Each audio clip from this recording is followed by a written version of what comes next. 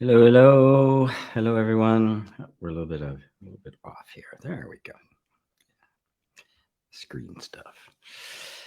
Hey, everybody. Welcome to Satsang, that special time of the week completely dedicated to self-exploration and inner healing and awakening, etc. I decided to talk today. In the beginning, as I like to do in the beginning as people are joining, about inner reconciliation, this path of wisdom and compassion, of love and truth. It's inner reconciliation, which is this process that I've created, or an approach I've created, it is really born out of this dance, right? This dance between love and truth, between wisdom and compassion, between the masculine and the feminine, right? The receptive and the assertive. That's the infinite theme, the yin yang, right?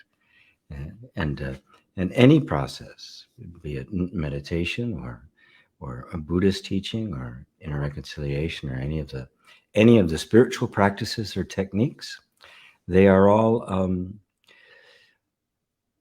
if they have value, they are all a temporary costume, a temporary appearing that takes on the shape and the inflection of the culture in which it appears. But the essence of it remains completely in transcendent. It is beyond anything, any comparisons that could be made, any categorizations. But the wondrous and mysterious thing about this essence that we all are is that it takes specific forms. it takes a specific shape, and that shape depends on the environment that it's in. And for me, it's taken shape in this approach I've called inner reconciliation, which was simply me trying to find a way. Well, first off, learning that I needed to find a way to bring the apparent opposites within me into harmony. Because at first I thought there was this, deep spiritual, part that was, untouched and innocent and all of that. And then there was all this muck and pollutants and stuff and nasty, get away, all this yuck. I had to get all the muck cleared out, and it had to be disposed of in some way. Now, if you recognize that, that's the theme in pretty much every therapeutic technique, every psychological technique. It's the whole self-help movement is based on that. I'm going to improve myself. I'm going to get rid of bad thoughts. I'm going to get rid of negative energies, right? I'm going to banish them from the system forever. And all of the different approaches are some way of doing that. And I did that too. I did that all the way up. I began to suspect there was some more to it when I was really into. When I was even studying the mythology, that I realized the entire Bible was nothing but a bunch of mythical stories written at all sorts of different times by thousands of different people, all stuck together to look as if it was an actual historical document, when in fact it's not even close. It didn't dawn on me that, because I saw this. I saw the myth kind of this war between the true and the false, right? The angels and the demons. Not that there were real demons or angels duking it out up there in heaven somewhere, but that these demons and like represented all of that conditioning, all the stuff that needed to be disposed of. Later on, as I began to suspect there was more to it, when I once again began to immerse myself into mythological ideas in the mythopoetic men's movement, right, which was really all about archetypes, and the archetypes of the male, the archetypes of the female, how these things all play together. And I began to suspect, although it hadn't solidified yet, that these these horrible creatures were not the enemy. But it wasn't until my exposure to non-duality, Advaita Vedanta in pure form, through first Nisargadatta and then Ramana Maharshi, and then later through Zen Buddhism, going directly to Buddha and seeing it was shortly after that when the revelation of this, that there was no self, there was no concrete thing I was. The truth was not something you're going to ever grasp and conceive of. The truth is what you were, and that the mistake was always identifying with something, some position, some belief, some idea, the body, the mind, and that the search for the true self, that this self was not a self in any way anyone could imagine. It was being, but not being anything in particular. There was this flow. And it struck me so deeply that it completely transformed everything. And that one day it was with a Zen master, and it was just like suddenly I ceased to be, and there was just this presence, an unidentifiable presence, and I could no longer see things in black and white anymore. Right, everything was this flow, and I couldn't see anything isolated in time anymore. Everything was this continuum, no matter what it was. You look at this cup here, and you go, oh, yeah, it's a cup. And this, yeah, but look at the colors, the inks, the shape, the metallurgy, the metals in the ground, all the people who went into inventing the different things and then applying the different things and then learning the different techniques. I mean, there's the entire history of humanity is right here in this cup that I'm taking a little sip of mate out of. Completely different kind of experience. Shortly after that is when I had that experience with Smith, as I mentioned in that video series, the 7 out of 8, the 8 out of 7 actually. That in that moment, it had all just come together in this just this spectacularly odd experience of literally having a conversation with what I had believed to be the pollutants, the muck, the stuff I had to get rid of. And then I understood in depth that these mythological creatures, Kerberos, the three-headed dog who guards the gates of Hades, right? I never stopped to think, wait a minute, why does anything have to guard Hades? I mean, who the hell wants to go there, right? I mean, so who the hell wants to go to hell, right? And yet there's a guard there, so you don't get in. I began to realize that it was simply this Hades, the underworld, is this realm of the dispossessed parts of ourselves. It is our disowned self. It is the angels in the basement. And this transformed what I would do as a spiritual coach, advisor, consultant, whatever you want to call it. It was like all the various things I had learned just came together in one place. And I eventually named it Inner Reconciliation. And the shift was, there was no more fighting it. I'm not trying to get rid of Kerberos. I'm trying to work a deal. I need to find the key that allows Kerberos to go off duty and let me have access to this area that appears from a distance to be dark and dangerous and undesirable, and you don't want anything to do with it, when in fact it is filled with power and beauty and presence, and really your true being is there. It's not in the surface here, it's there. But that process by which you win the trust of Kerberos was what needed to solidify, and it has over the last 15 years. And so you can see that its roots are still very clearly in the non-dual. It is still very clearly from the truth. I haven't compromised anything, but I have made concessions. I'm making concessions to the human mind that simply can't go from 0 to 60 in a second, right? Even in a Tesla. you don't go that fast.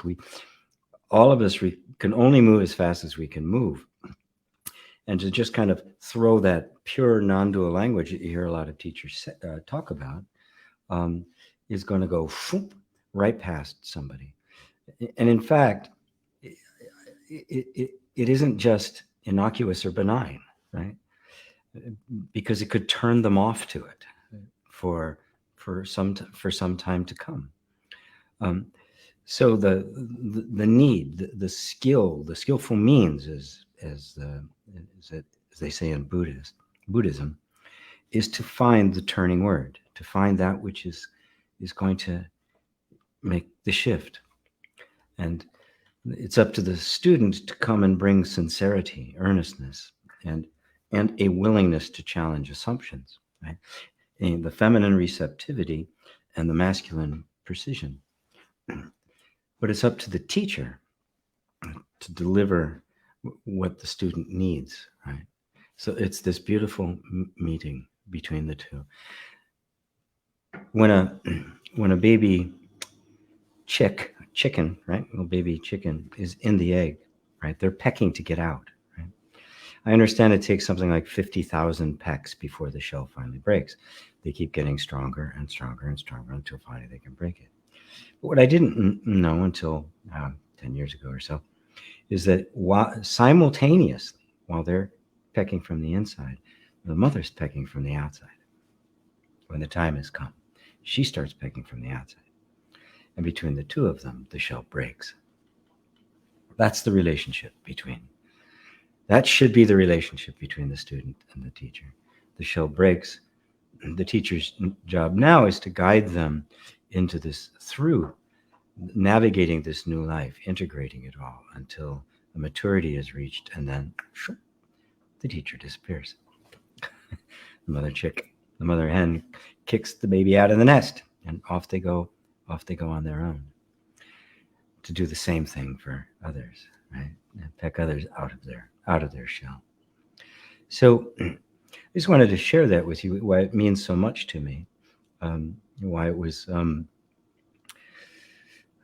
why for me it was so long in coming. It wasn't that I was just completely stupid. It was simply a confluence of the times, of what was available, of obviously my own character, my own issues, my own conditioning and stuff that I had accumulated, that finally led up to this place that any of you who have experienced it know what I'm talking about. And it is this energy why many of you come here week after week, right? It's nothing special to me other than I've completely surrendered to it. It's like there's no other place in the world to go, right? This is it. So on that note, I will just say welcome once again. It's so wonderful to be here with you all. Such an honor and a privilege and a delight. And let me dive in here and lost my little placemat and start saying hello to everybody. Rosario, hello. Roberto, my two buddies in Madrid. And there's Bob. Hi, G, it's Bob. Something amazing is happening. I'm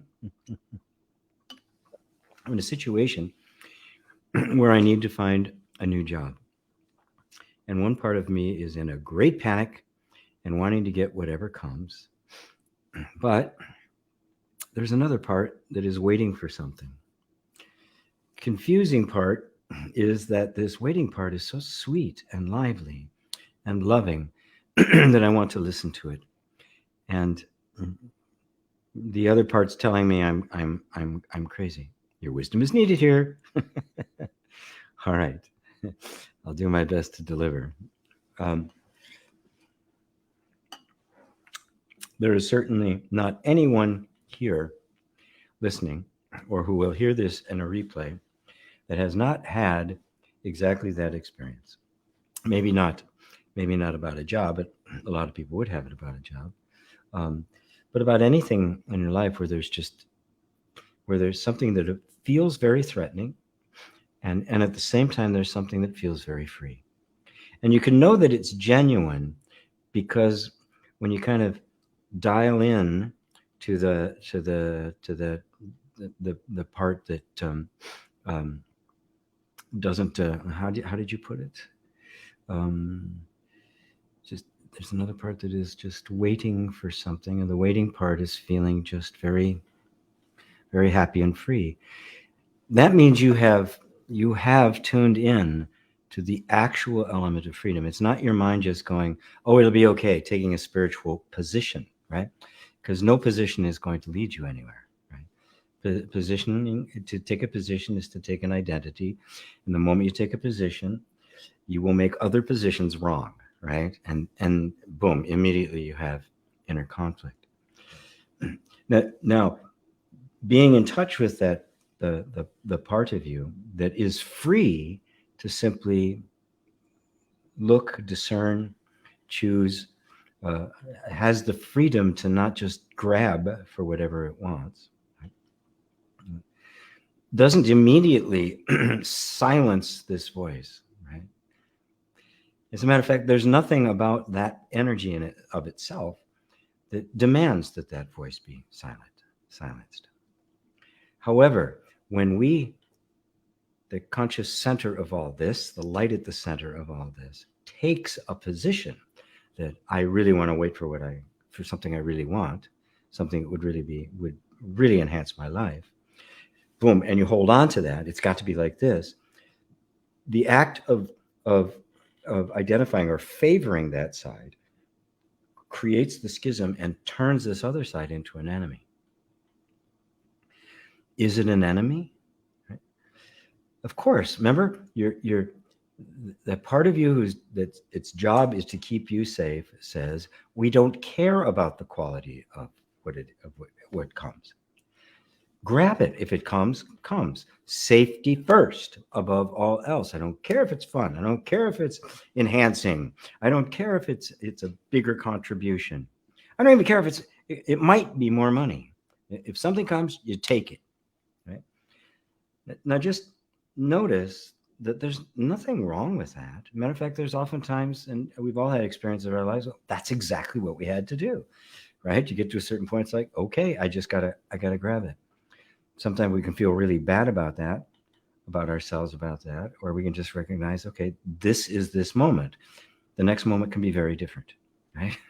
Right? A week from now, very different, right? There's nothing that makes anything fixed and concrete.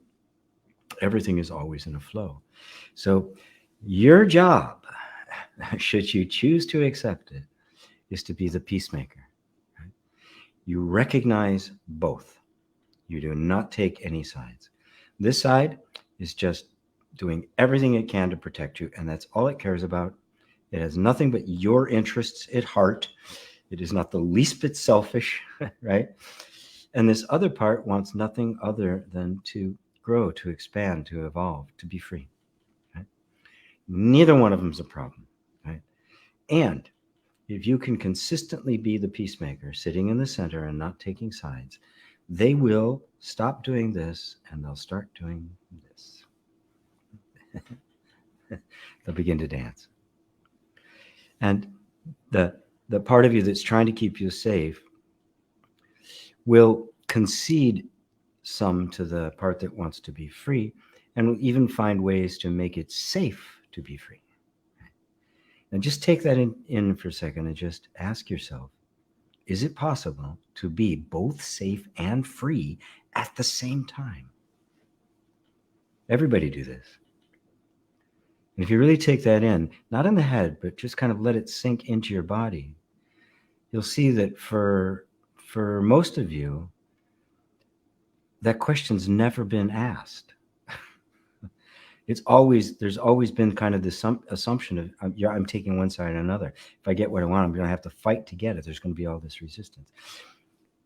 Most have never actually just posted this question: oh, is it possible to have both?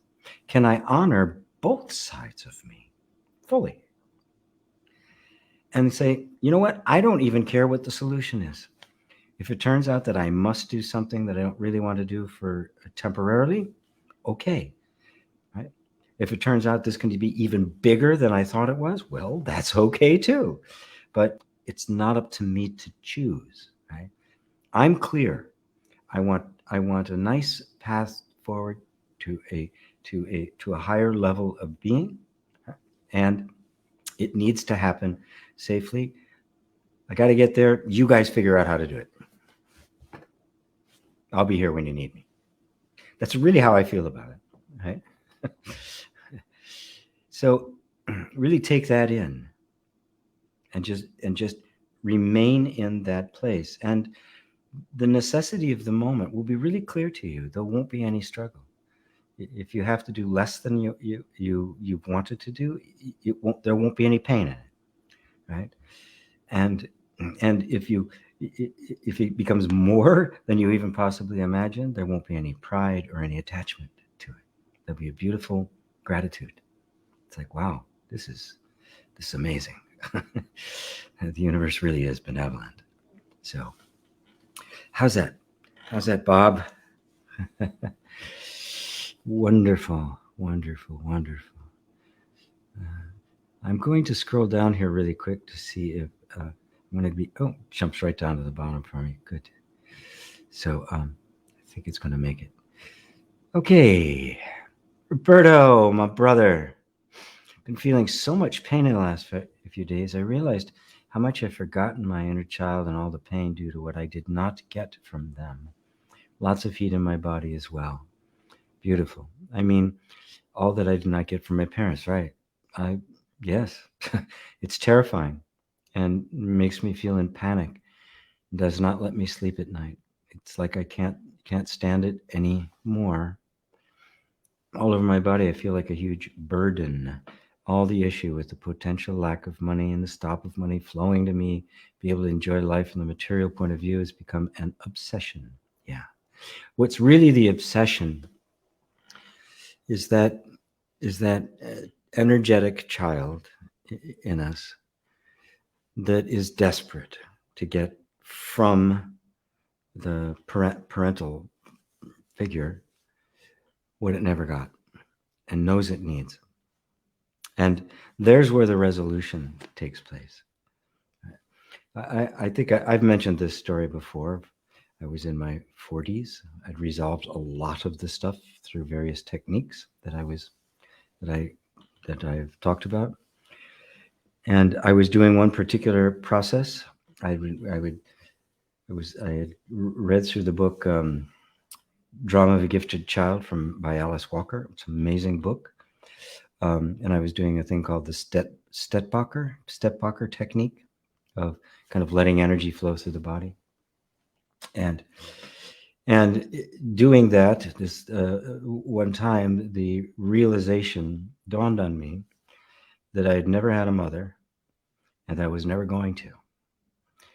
And it's the kind of thing but the whole body got it. And I quaked, I shook, I wept for 5 days as this energy, because when the body does not get something it absolutely must need, it puts itself into the weirdest kind of things. Because this isn't just a like to have. This is an absolute need, that bonding with mother. And if that never took place, there's a gap there. There's a gaping hole there. Right? That I spent a lot of time trying to fill. And on that night, or on that day, I don't remember exactly when it was. It was early in like 1995, I think, because I just moved to New York. And it just sunk in. My whole body got it. This was the fact, and there was no going back. It could not be gotten. And of course, it just sent it into just, it's just like death, right? Because to not be bonded first to your mother, of course, and then to father, because that happens even in the womb, right? Is death. Right? And so, in a very real sense, I experienced the death. But the miracle is the body found a way to compensate for it. Right? All my relationships changed after that, especially my relationships with women. And it was quite dramatic, obviously. So your body is trying to get something. It's trying to cling to something to give it the security that it never had, right? Which is why you're feeling this. And just because, our particular way we get raised in that sort of thing, in your case, it is clinging to the, self-condemnation for some money you may have lost, right? And a constant fear that I'm not going to be taken care of. I'm not going to be taken care of. I'm not going to be taken care of. And that's the energy. I want you to be with that. Be with that energy. I'm not going to be taken care of. I'm not worthy of being taken care of. There's something wrong with me. I need to earn it, right? And use tapping to help with this. You don't have to use any kind of specific process. Just I'm not going to survive. I'm not going to get my needs met. And really be that blunt about it, because that's the truth, quote unquote, the energetic assumption that the nervous system is acting under, right? You can't fight it. You have to go to it, right? And allow it to see that where it needed to get it from, it can't get it there. And it's not going to be able to compensate for it with anything out here.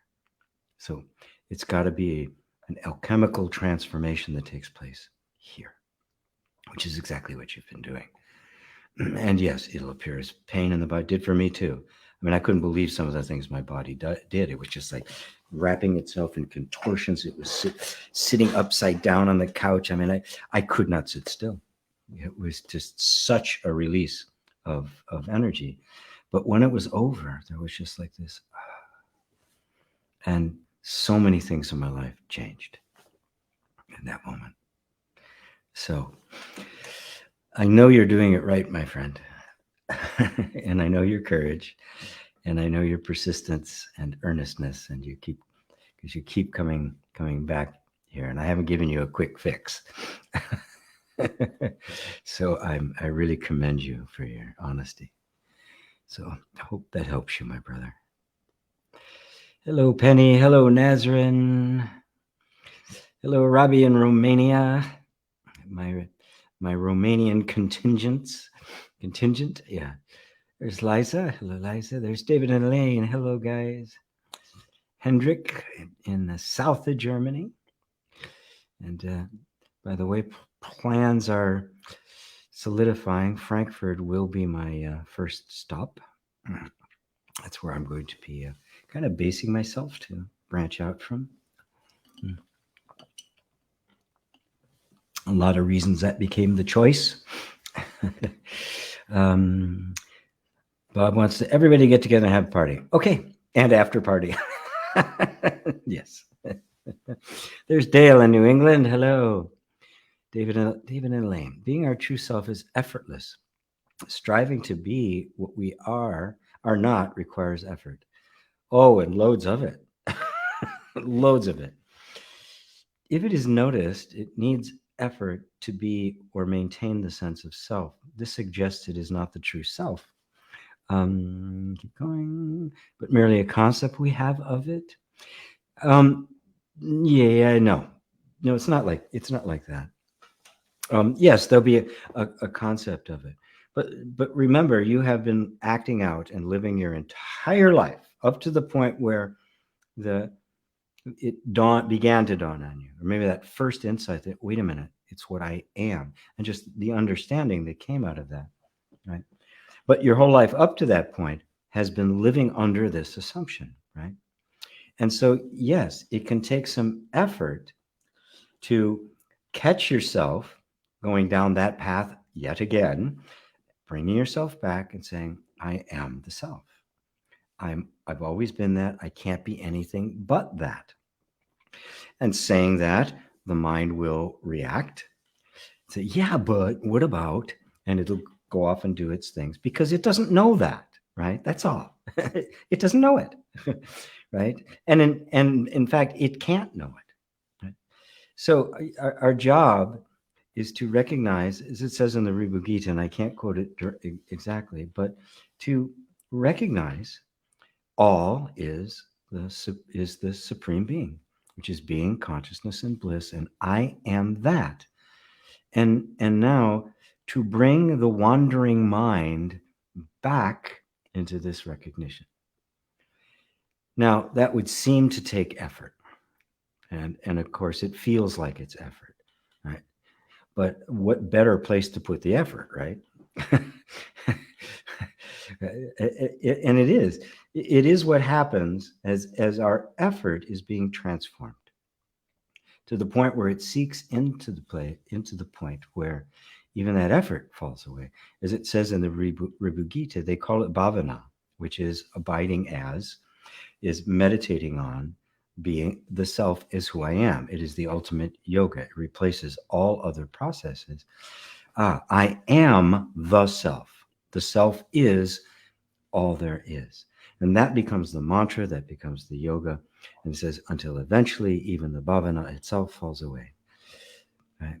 And so at first, we can say, oh, there is no effort, doesn't take any effort. And you'll hear teachers say that, right? And, Zen stick up against the side of the head, or I think more appropriately, a pie in the face. That's a modern Zen stick to me. All it does is inhibit and confuse the student. That's the only purpose I've ever seen it serve. So instead, it's where effort is needed, apply the effort. Where are you headed, right?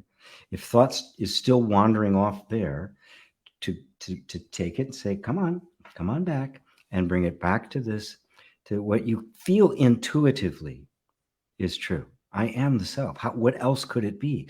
What else do I know but self? I call it myself. And when I say myself, my mind projects on it a person, but it is myself.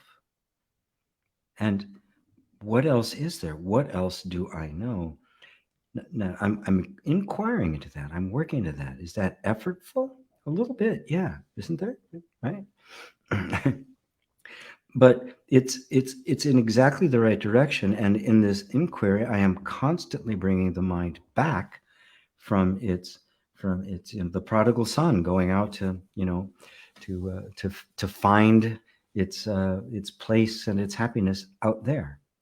What else can we do but bring it back, bring it back, bring it back? And when you see, that things like the Ribhu Gita or the Avadut Gita or any of these things are saying that over and over and over again, you go, okay, all right, fine. So we don't turn it into this spiritual platitude. Oh, it should be effortless, right? Sometimes still I'll sit down to meditate and it'll be like, it's like, gee, what time? I'm kind of hungry. What am I going to have for dinner tonight? It's like, oh, brother, the dog, come on. Offer a treat, bring it back. And, eventually you get established there. Who knows how long it's going to take? And frankly, who cares, right? When you're doing it, the only thing you need is to be doing it. This is the only doing you need. You're doing the right thing. So that's what you do. And that doing or sense of doing will continue until it just kind of, it's like so automatic that you realize it isn't really effort. And even the idea of effort can fall away. And eventually you see, it was never you doing it in the first place. This was the awakening itself. And it's a different level of freedom. So that answers it for you, David and Elaine. Eva, lovely Eva. And from Poland, John in Scotland. Oh, I can't wait to see Scotland and England and Ireland. England again, but I've not yet been to Scotland or Ireland or Wales. Roberto, I don't have a clue what I am anymore. Good. You are not anything in particular. And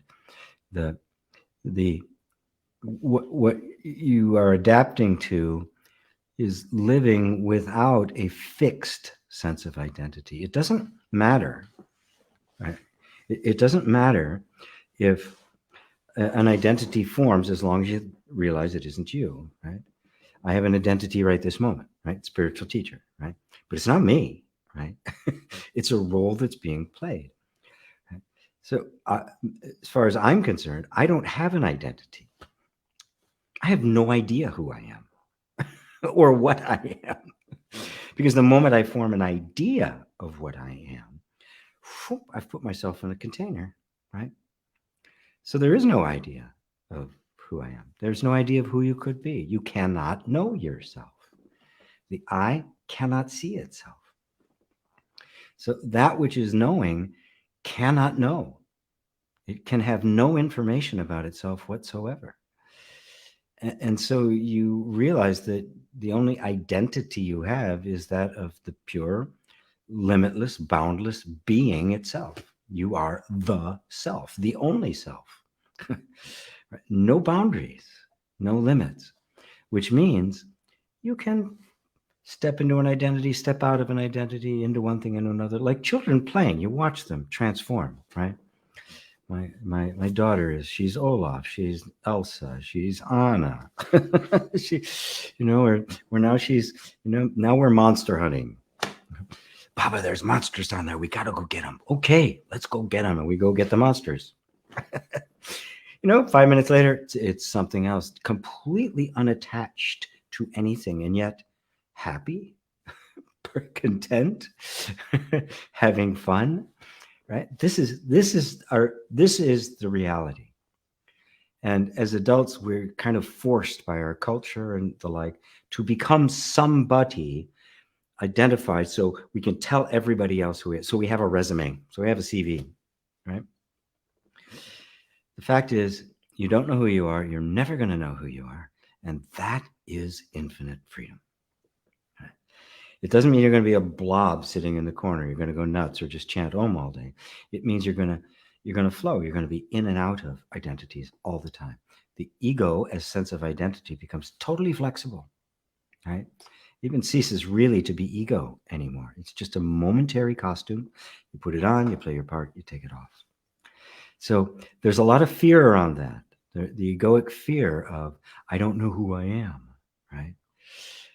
But that's the liberation. Walk through that fear. Don't worry about it. Just take care of that inner child we were talking about before, the little one who never got their needs met. And that one is the one who gave rise to clinging to a sense of identity. It's the child that's clinging to that sense of identity, right? Not you. Because that's how, okay, I'll be secure. If I'm this and I have this, then I'll be secure, right? And of course, this kind of inquiry, as it shows how unstable and flexible that the ego actually is, feels a little threatening. So all the pain and stuff comes up. Right? So I say, oh, I get it. I get it. It's okay. Yes, I didn't get my needs met. That's a fact. And that had an impact. And that's a fact. So I'm just going to be with that and see if there aren't some inner resources in there that can make up for that and rebalance and the entire system and actually give it what it needs, because you can give it that now. You can give it the attention that it needs.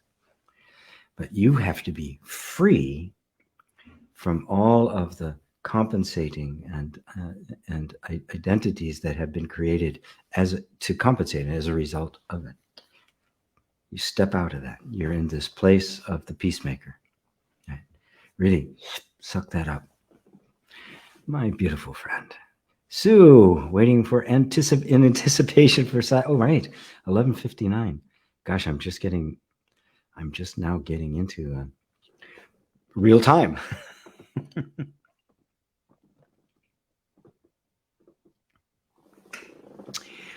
Robbie, is it really true that in any given moment, one can literally start fresh from a new beginning, not needing the past circumstances, self-references, and even his, her name? And if so, what is the past habitual energy momentum? Is it pure mental construct that can be let go, or is it something that of actual reality that needs to be dealt with, then fresh start? Nice question. Yes, it's possible, right? Yes, it is possible to be able to start fresh at any given moment. But the reality is that to do that wreaks such havoc in the nervous system that you'll be fighting it. You cannot make it happen. You have to bring it to that point. In inner reconciliation, this kind of training, you are preparing the whole energy system to become that flexible. So it isn't holding on to things so tightly that it resists the fresh start, right? It knows it has the inner resources to adapt itself no matter what happens. And that's the power that allows for very quick transformation.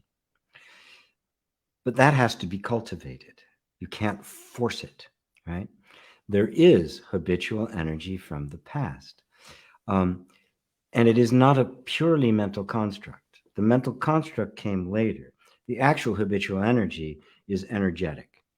It's more of the body and the nervous and the energy system than it is of the mind. The concepts came later. And of course, they're their own kind of obstruction. You kind of pierce through the concepts to get to the underlying assumptions, the underlying energy that's sitting underneath it.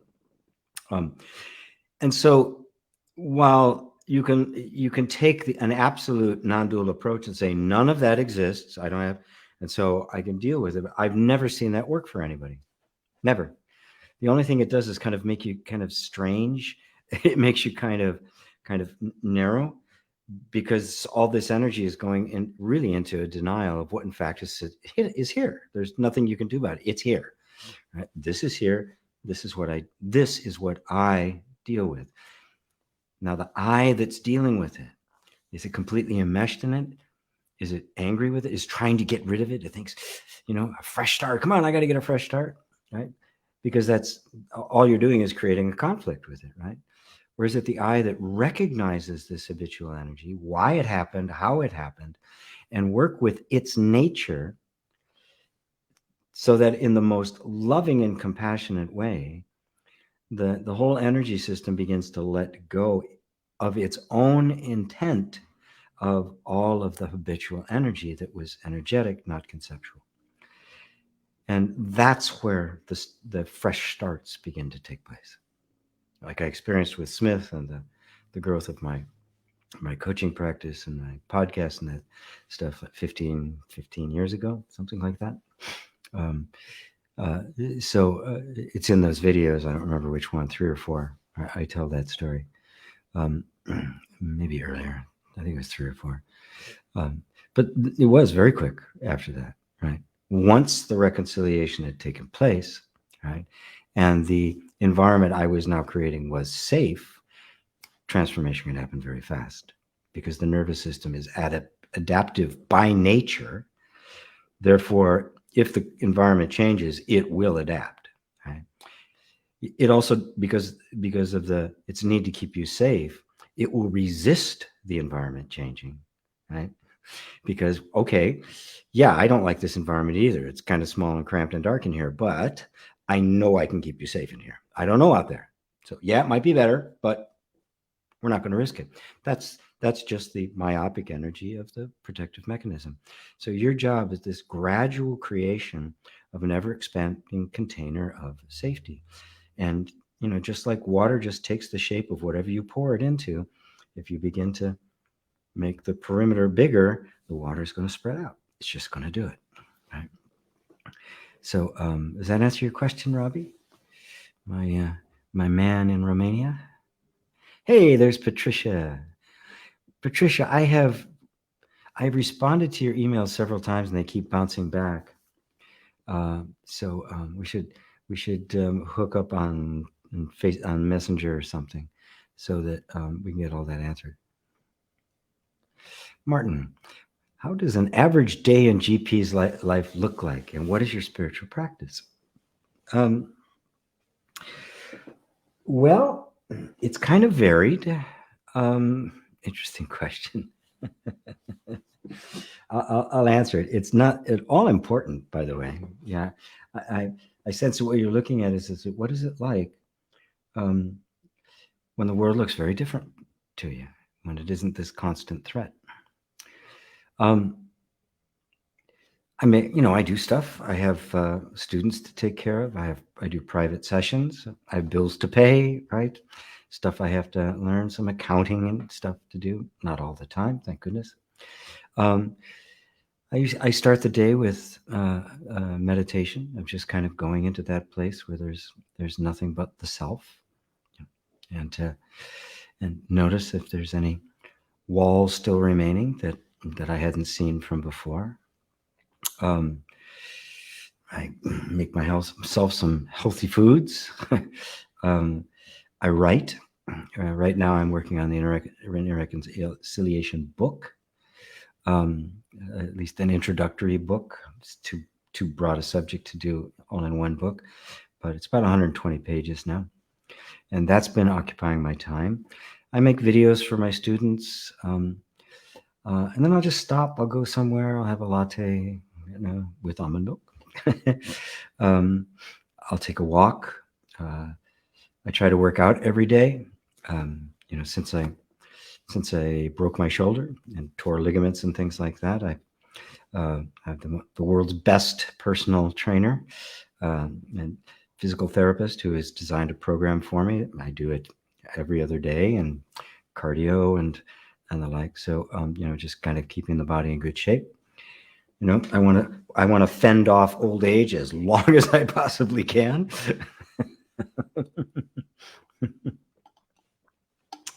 And some plans I have to make. I've started selling off stuff because I'm going to be leaving here in about 2 months or so, 2.5 months. So I'm kind of like, okay, what can I do without now? So a lot of it's just perfunctory, and whenever I feel like it, I just kind of stop, sink into myself, and just kind of reconnect with just pure being, right? Which doesn't need anything and isn't doing anything, right? And let the I just kind of withdraw back to its source, right? And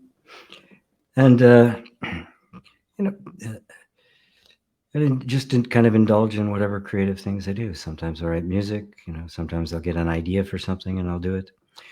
There's no real order to it. There's no real kind of organization to it. Not that I say don't have those, don't have it, just don't get attached to it, right? I think people should set goals and then forget about them, right? And then just kind of watch what happens and be constantly adjusting. I think our radio show, radio video show this week is on goals. Matter of fact, yes, that's right. That's what Lisa wanted to make it. I have to make plans, right? Yes, moving out of the country from the U.S. over to Europe, specifically Germany, requires some planning. So I'm putting all of that into place. So I'm just kind of doing what comes up. I suppose what you're most interested in is how does it affect me? And for the most part, everything comes and goes. It's just whatever it is, it's okay. And something might come up that can be really frustrating, and there it is, and you deal with it, and you're done, right? I still don't particularly like having to do book work and other kinds of things like that. You do it, and that's it. There's no fighting about it. Oh, I don't have to do it. You just do it, right? So it's kind of nondescript. It's not like it's not like it's all that big a deal, right? If I sometimes spontaneously I'll just kind of go online and do a meditation for folks or say something. All of it quite spontaneous, yeah. And that's kind of that's really kind of the heart and soul of it. Just kind of really being present in what does this moment need, whether it be something extremely mundane like, oh God, the counter's dirty again, I need to clean it, or something much more significant like, how do I eradicate suffering from the face of the earth? So I would have to say my life is my spiritual practice. Every moment is the spiritual practice, because every moment invites me and you, right, to show up. And how you show up is the substance of your spiritual practice. It's not just sitting on the cushion, right? It's not just doing the inquiry. It's life itself is the koan. Life itself is the practice. Right? And the practice is being the ordinary human being, aka the Buddha. Right? The seeing that the two are not two at all. And that this simple human life that I happen to be leading is the life of the Buddha. And so is yours. And so the whole spiritual practice is in that perspective, is in the recognition of what is actually happening. And what is actually happening is the ongoing story of your awakening. That's always what it is. The recognition of that is the spiritual practice in every single moment. Or as Paul put it, pray without ceasing. Great. Thank you, Martin. Himank, namaskaram ji, namaskaram to you. Ursula, Madeira Island, hello, good evening. Peter, in Italy, Awakened INFJ, beautiful GP, thank you for being here. I missed 2 of your IR sessions with Evan and had to enjoy it afterwards. I have one thought though. What a wonderful, one left though. What a wonderful process, so intelligent and wholesome. Thank you. Thank you. That's what I hope for it. It's deeply spiritual and non-dual and yet deeply human, which to me is the whole point. That's the middle way. Right? The pendulum swings too far in one way or the other, you're off. Right? You get stuck in the absolute, you get stuck in the relative. If you're stuck anywhere, you've off, you've missed it. Swan Song put it, the arrow is already past downtown. Sean, hey, AGP, hope you're doing great. Question, part 1. Nothing has meaning, otherwise we'd all have the same meaning for the same circuits or object. But physical things have the meaning when they encounter other physical objects. A knife cutting on an apple will respond similarly with almost all apples. What's the phenomena relating to meaning? There's no meaning actually in that, in the sense that, yes, this is what the knife does. It cuts stuff. That's what it does, right? Now, what it cuts, right, will be determined by the meaning of that experience, right? What does the knife mean? The knife means I can cut my apple, so I can eat it, right? I can eat it cut. Well, I can also pick up the apple and just eat it like that, right? I don't have to cut it. Or I can use a corer, right, and core the thing out and eat it like that, right?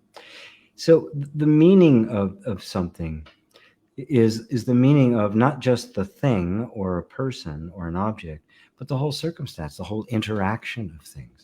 The meaning of a tree blowing in the wind as opposed to a static tree there. The meaning of the tree as opposed to the meaning of the leaf, right? And you can see at every level, different meaning is attached to it and a different experience takes place there, right? So meaning is always subjective and personal. It is always my meaning, always, right?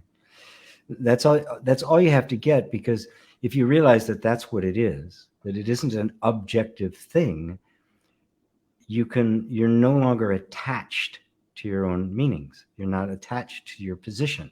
You're not attached to things being one way or another. You become very fluid and flexible. And what happens when you become fluid and flexible? You stop suffering because suffering is stuck. It's when I'm not flexible, right? Life is flowing and I'm resisting it, right? So what's happening? I'm getting pummeled, right? But if I'm flowing too, it's as if nothing is moving, right? There's just this wonderful motion, right? So don't mistake function for meaning, right? They don't have the same meaning when they encounter a physics. They have the same function. The knife cuts. That's the whole purpose of a knife. Take that away, and it's not a knife anymore, right? Take the airplane wings off an airplane. It's not an airplane anymore because it doesn't fly. And a brick is not an airplane because it does not have wings, right? So don't mistake the function for the meaning. The function is kind of inherent, right? This is what my eye does. This is what my hand does, right? That's has nothing to do with meaning, right? You know, she has pretty eyes. That's meaning, right? And that has nothing to do with the functioning of the eyes, right? So that's probably where you can draw that distinction. And most importantly, free yourself from looking for some kind of concrete meaning. In other words, looking for truth in concepts. Okay? The only meaning there is I am. And from that, everything else draws its meaning. So if I, in my nature, am pure love, then everything is pure love. And that's something to strive for. I am pure love. And what else would I be able to see? What other meaning could anything else have except pure love? Thank you, Sean.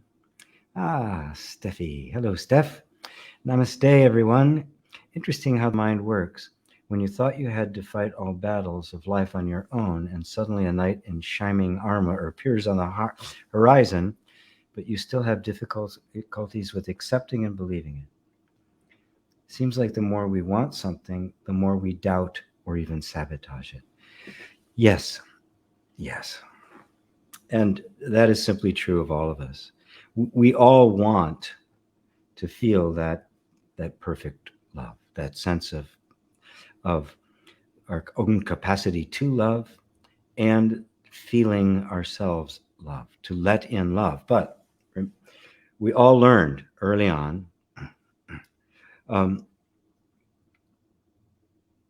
based on how we were treated by our parents, that there was a throttle on it, right? There were limits to it. Maybe you never got it at all, right? And so you just okay. At that point, there's no where do you put it, right? If something or someone comes along in your life that has that capacity to love and loves you in that way, we're going to go. There's nothing inside. There's where do you put it? It's like, when I'm listening to another language, right? And I hear the sounds and I can maybe imitate the sounds, but my mind just goes, this is gibberish, and throws it out. So it's hard to learn a language, right? Because there's no context, that we have no place to put it, because it has no association with anything.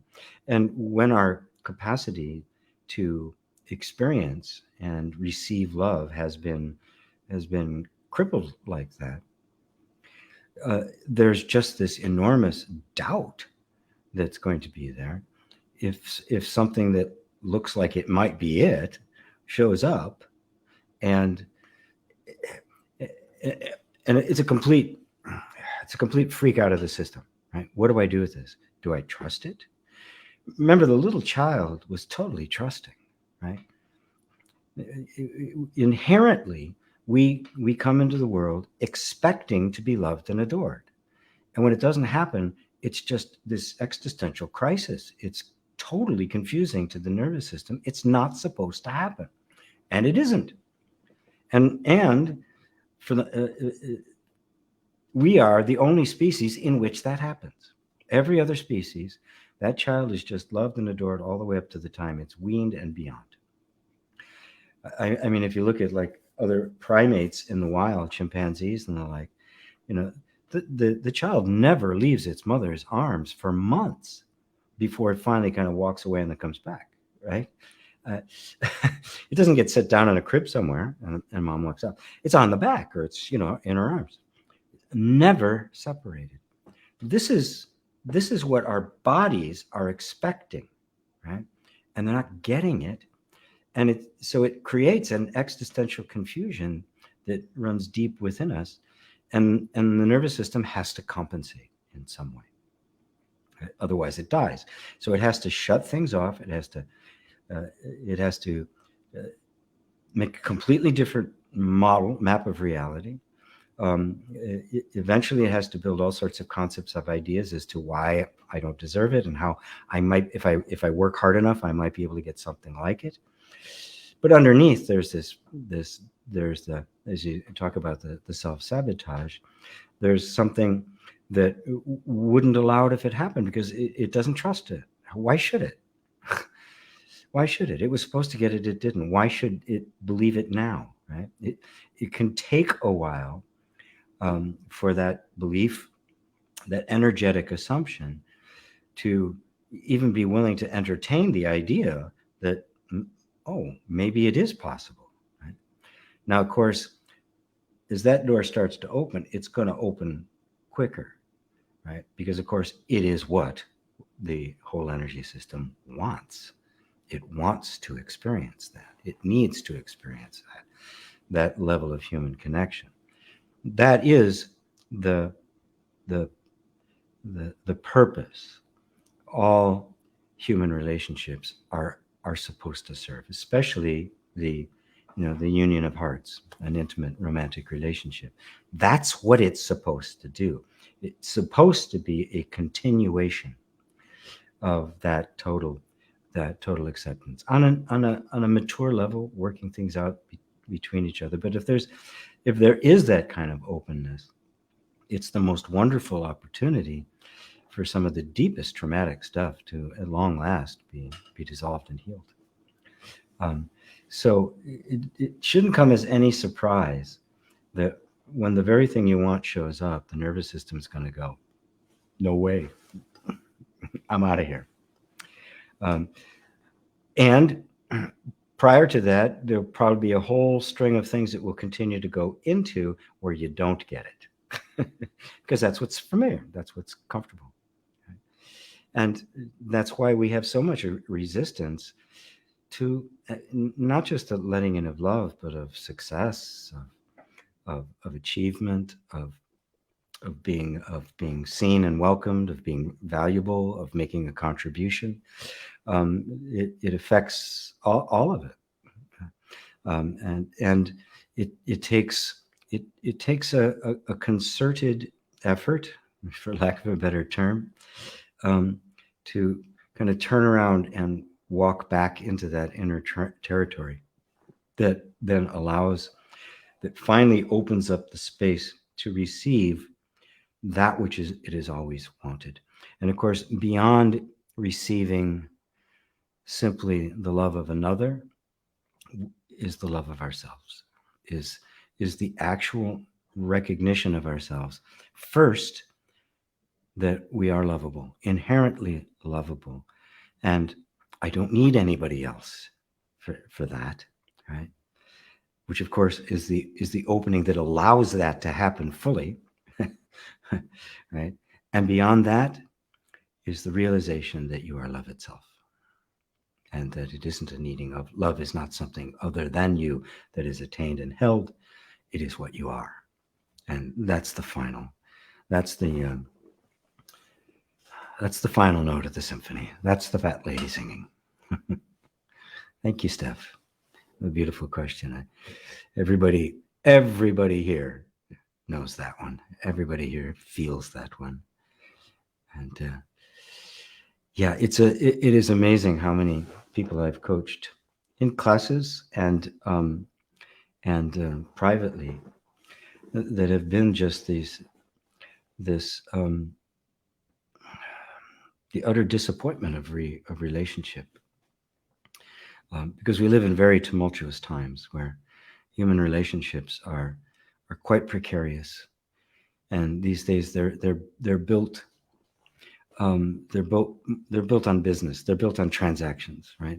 Get what I need, you get what you need, that sort of thing. There's very little love in it.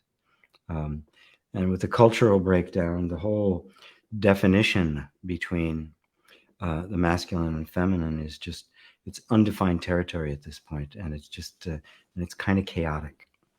The more I talk about this, the more I'm thinking I'm going to have to be doing a class for men coming up soon. And I've even thought about maybe doing one exclusively for women. So I can rekindle the goddess in all of you, because you are all goddesses.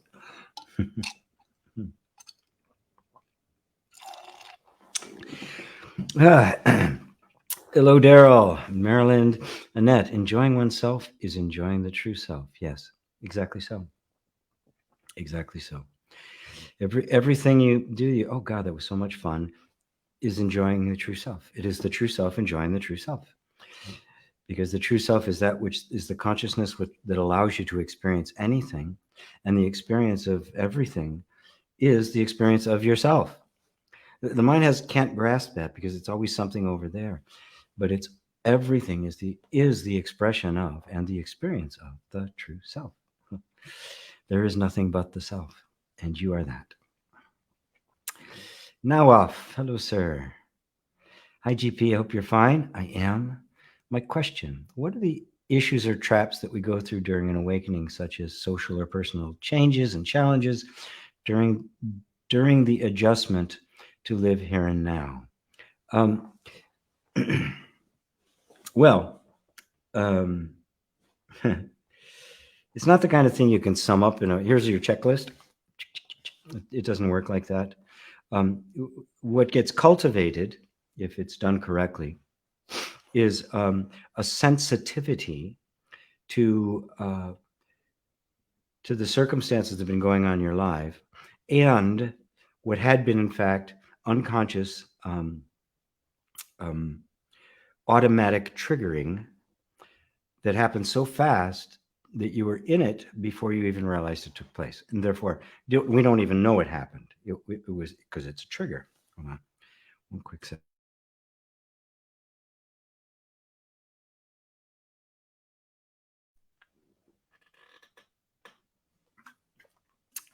Sorry. All right. So when that consciousness begins to appear, which is what the awakening is, you begin to become aware of what you weren't aware of before. Specifically, you become increasingly aware that there's me and that I am not the same as my thoughts, my feelings, and my sensations.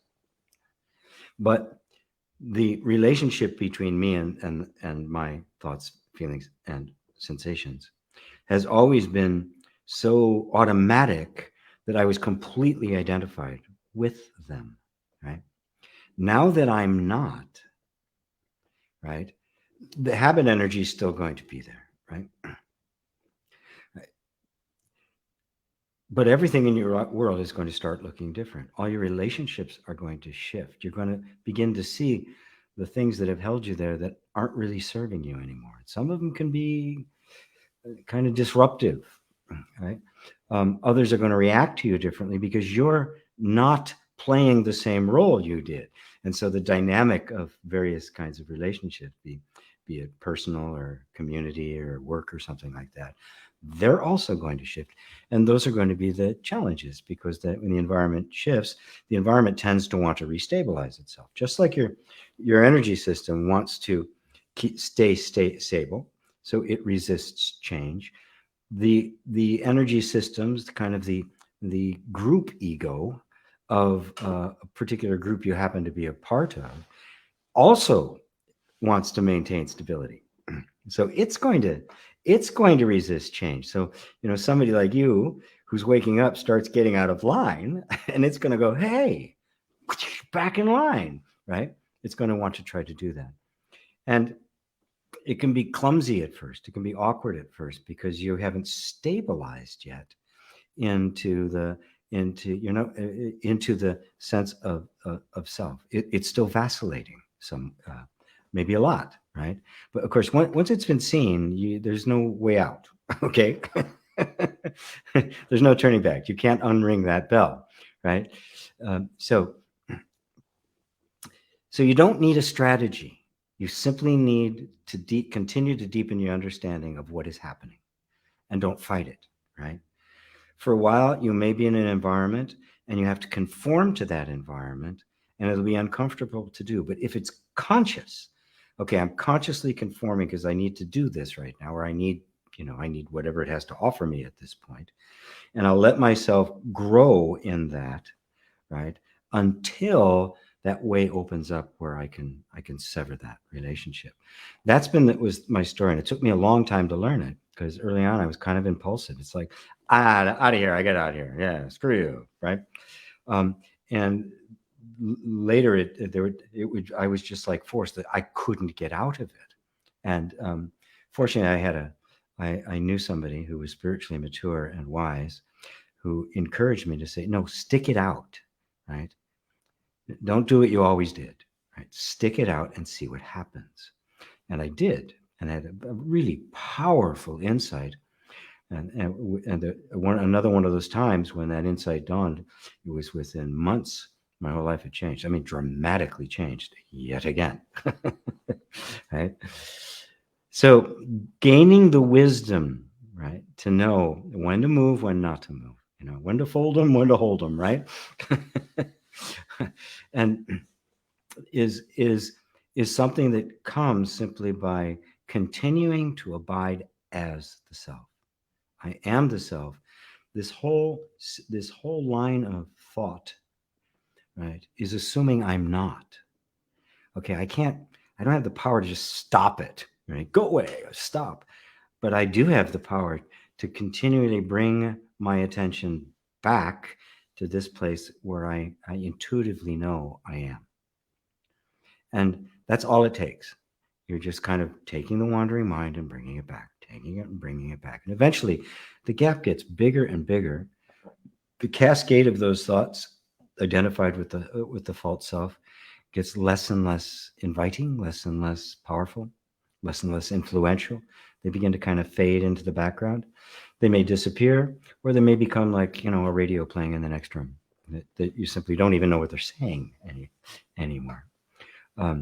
So don't let your mind turn this into a problem, which it wants to do. Okay, what are the issues or traps, right? Now, I'm not saying that's what you're feeling about it. I'm characterizing it just to kind of dramatize it. That because your mind is going to want a checklist, because your mind thinks it's got to accomplish the awakening, right? And even if the awakening is happening, it goes, great, I'll take it from here, and it wants to integrate it now, right? You don't have to do any of that. It brings its own power. It brings its own guidance, right? The real you, which is at the heart of the awakening, is running the show, right? It's the man behind the curtains, right? And your job is to continually just surrender. I am the self. This is the truth of my being. Even if my mind is screaming something else, in my heart, I know it's true. And this is where I'm going to stake my claim. This is where I'm going to build my house. This is the rock upon which I will build my house. Very good. Thank you, Nawaf. Suzanne, hello. Hello, G and everyone. The more you want to stop the mind and try and control or even fight it, the stronger it gets. And the more annoying or aggressive it appears to get one's attention. If you just let it be as it is and the thoughts flow, the calmer it gets and a gap opens up. That allows love and peace to be felt, and you're not attached to the mind anymore. You become more of an observer. Couldn't have said it better myself. Absolutely 100% correct. But interestingly enough, you didn't need, it wasn't the form of a question. Notice you don't need me to validate that for you. You know it. It's yours. That's your wisdom, right? That's all yours. Yeah. There's a saying in Chinese that I really like. It says, when you're drinking the water, remember the one who dug the well, right? It's all I need to be remembered of for is, for some of you, I dug the well. But it's you that's drinking the water, and it's your water. And the moment you take it in, it becomes your body, your life. So your observations are absolutely correct. And it's the big mistake that has been made when spirituality came to the West with its goal-oriented doing, do kind of thing. It became something to do. I'm going to stop the mind, right? And I'm doing a terrible job. I've been trying to stop my mind for 20 years and it's not stopping, right? No, it's not going to, because it is the mind that is trying to stop the mind, right? And the more attention it gets, the more energy it gets. So you simply lose interest in it. You realize it doesn't really have anything to say. There's nobody there. It's not like it's somebody you have to listen to or they're going to feel hurt. It's just a program playing. It's like the computer. If you ignore your computer, it doesn't have hard feelings about it. And the mind is no different. It is just a flow of thoughts. Right? And you don't have to stop the flow. They're part of life. You simply have to position yourself as the one watching the flow. And realize that the flow isn't really all that interesting. Right? What's more interesting is the one who's watching it. Look at that. Ooh, look at that. Oh. Uh-huh. And everything can come and go. Even the interest. Oh, that's really interesting. And it's gone. And that is the place of the true observer. It's an observer that has absolutely no vested interest in what is observed. No interest in the outcome, right? Doesn't care how the story ends. It may be an interesting ending. It may not, right? It may be a soap opera, which never ends, which is actually the case most of the time. So I hope that answers it for you, Suzanne. Well, answers. There's no question. There was no question there. You know that, and I think that's wonderful. Self-validating insight. Beautiful. All right, let's see. Roz Gray. Hello, Roz. T.S. Eliot said, we think of the key, each in his prison. Thinking of the key, each confirms a prison. Beautiful. T.S. Eliot was amazing. Each in his prison. Thinking of the key. And thinking of the key confirms the existence of the prison. No key, no prison. Beautiful. Both sides of it. No duality or non-duality. No liberation or bondage. In order to have liberation, you have to have bondage. In order to have enlightenment, you have to have delusion. Right? So there is neither. There is neither liberation nor bondage. There is neither duality nor non-duality. There is neither the prison nor the escape from prison. There is neither enlightenment nor delusion. That's the pure being that is beyond all opposites, which, oddly enough, allows for all of the opposites to play in total freedom. And this is the celebration we know of as human life. Thank you, Roz. Thank you, T.S. Eliot. Milo. Hello, all. Every time my mind bothers me, I notice it's something personal. Yes. As if I had a relationship with it. If I step out of it, I don't feel attacked anymore. Yes. Oddly enough, the one who feels attacked is actually the mind. It's the image the mind has of you and believes is you. Now, if I'm identified with that image, the mind's attack is going to feel as if it's attacking me, right? But it's only attacking the image it holds of itself. You're nowhere near it. You're sitting over here going, God, that is really stupid. But okay. And it's wonderful that you see that. It has to make it personal. It has to create a person that it can then not like. I don't like this guy. I got to change him and fix him and start attacking him, right? But that spacious consciousness in which both the attacker and the attack and the attacked are all seen is completely independent of the entire thing. And you used a key word, having a relationship with it. The moment I say the mind is something that's bothering me, I've created a relationship with the mind. I have turned it into something, and I created a conflict. There wasn't one before. It was just the mind doing what minds do, right? Flowers grow, sharks eat seals, cats meow.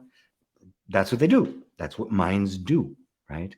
There's not really anybody doing. This is the flow that is mind. So if I take issue with it, the taking issue of it is also mind, right? And so I've got mind conflicting with mind, but because I've gone along with this, I've literally brought into an existence a conflict that has no actual existence. That's what Buddha means by perceiving the non-existence of external existence. None of it exists externally. Everything is simply flow. Everything is the self. Everything. Everything. The trees behind me, the clothes I'm wearing, the computer you're looking at are the self.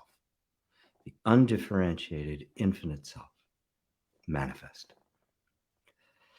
We project upon that a sense of independent existence, and we call it the world, universe, jivas, other souls, people, and imagine each one is functioning independently, has a self, has a soul, has an entity to it.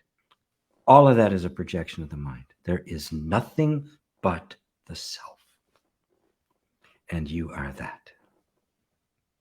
This is the real non-duality, and if it's all the self and I am the self, what is there to fear?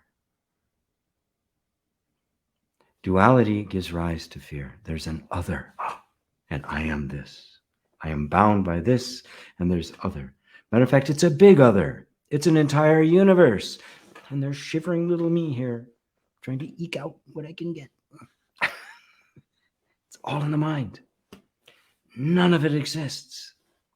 It is an elaborate construct of the mind, projected, believed to be true, and believed so strongly that it is experienced as if it were true.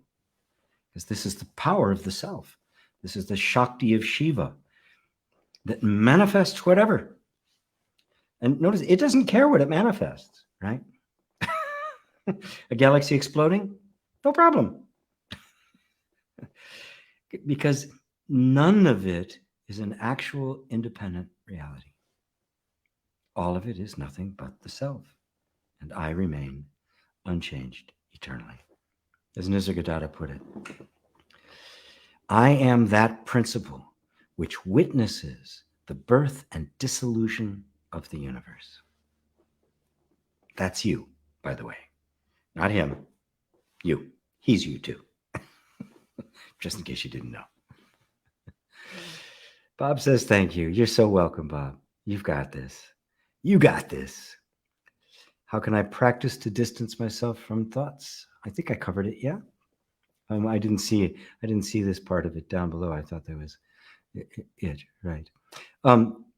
See that you have never been touched by thoughts.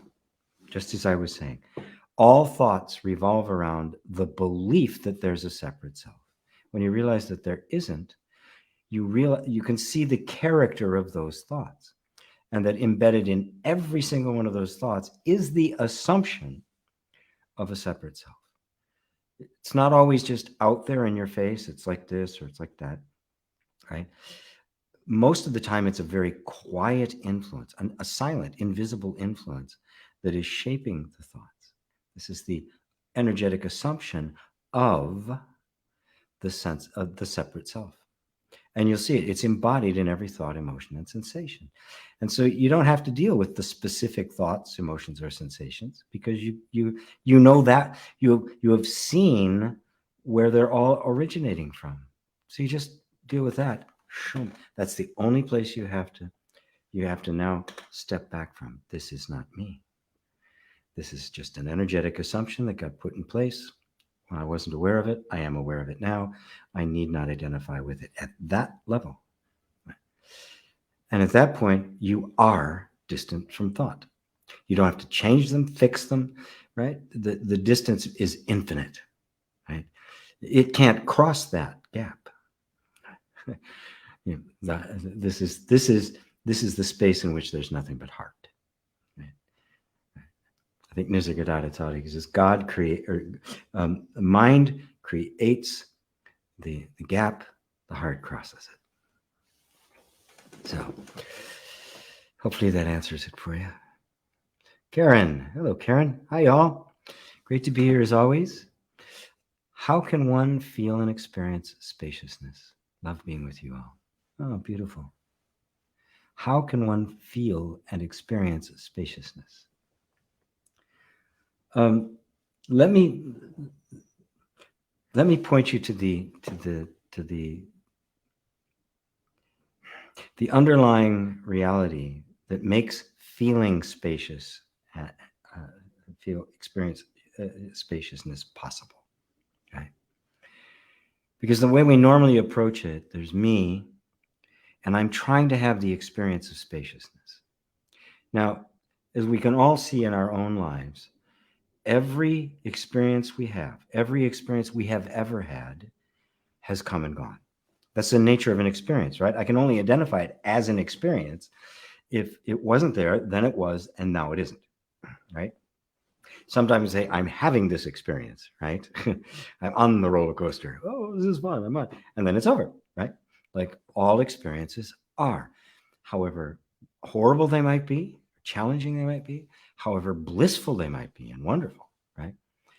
They have that in common. They come and go, right? So the normal way we approach it, a lot of people approach spirituality, is that somehow through some spiritual technique or means or the like, I'm going to attain this state, this feeling and experience of spaciousness. And if I do it really well, I'm never going to lose it. That's impossible. All experience comes and goes, right?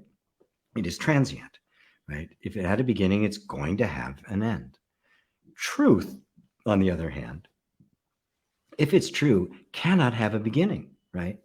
It can't be something that, oh, now it's true. Oh, now it's not, right?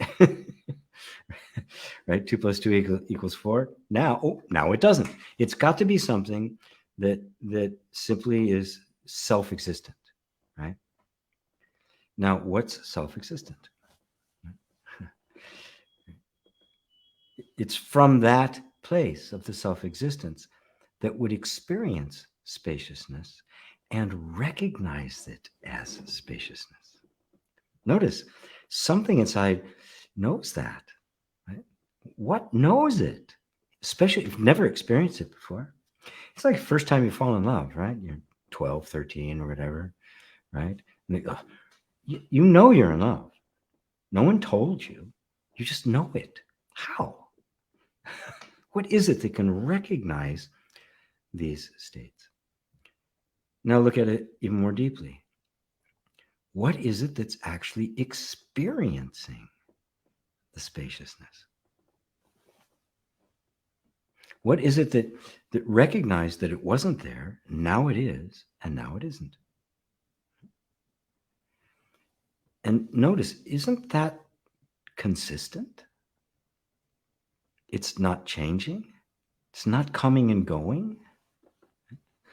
If you really look as far back as you can look, you can't find a beginning to it. If you look as far into the future as you can imagine, you can't find an end to it. You might imagine an end to it, but you can't actually find one. Now, isn't that you? Whatever that is, you're there, right? So you are the source of that spaciousness, which means that from which spaciousness emerges is there, even if the feeling of spaciousness isn't, even if it feels really contracted, right? Is not that which is having that experience exactly the same as the one that experiences spaciousness? So which is more important? That which experiences all of it, or the particular experience? For most in spirituality and self-help and all of it, there's this mistaken um, uh, quest or seeking of some kind of permanent state of bliss, some permanent good feeling, right? It's impossible. Nobody's ever been able to maintain it. Buddha got sick. He got colds.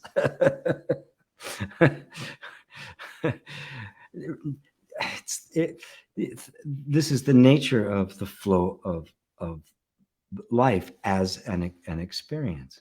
But this spiritual idea that somehow that's what we're after has done so much damage, because it points, once again, it points your attention outward, trying to attain some state, some experience, some relationship, some attainment, something out there. And the recognition that nothing out there is permanent, when it really sinks in, attention just goes completely the opposite direction. There's nothing there to get, which is what every saint and sage throughout all history has told you. It's not out there to get. I don't care what it is you're seeking. I don't care how much you believe in it. I don't care what a positive and powerful effect it would have if you got it. It won't last. If you want to be happy, truly happy, permanently happy, you must seek happiness in the only place that does not change. And that's you, the one who has all of those varied experiences. Notice, that is not an experience.